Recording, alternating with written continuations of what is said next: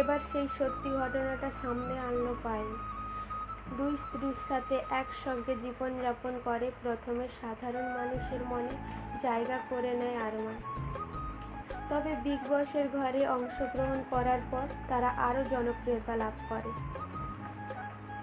2011 সালে ভালোবেসে পালিয়ে বিয়ে করেন পায়েল এবং আরমান।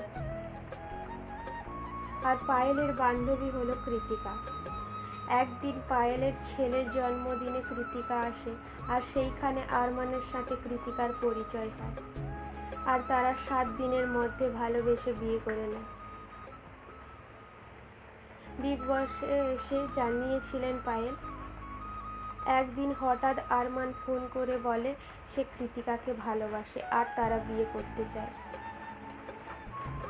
সেই সময় ভেবেছিলেন পায়েল মজা করছে হয়তো, হ্যাঁ বলে দিয়েছিলেন, কিন্তু সত্যি বিয়ে করে আসেন।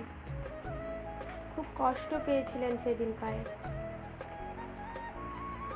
আরমান ও কৃতিকার বিয়ের পর পায়েল ছেলেকে নিয়ে বাড়ি ছেড়ে চলে যায়।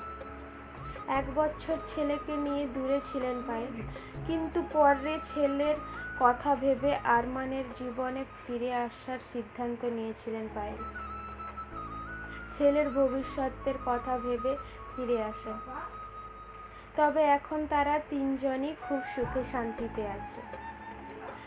আসলে সেই সময় পরিবারের কেউ পায়েলের কোনো সাপোর্ট করেনি, কারণ তার বাবা মার অমতে বিয়ে করেছিলেন। তাই বান্ধবীকে সতীন হিসেবে মানতে বাধ্য হয়। বর্তমানে সবাই একসাথে ভালো আছে। ভালো থাকুক সকল ভালোবাসা।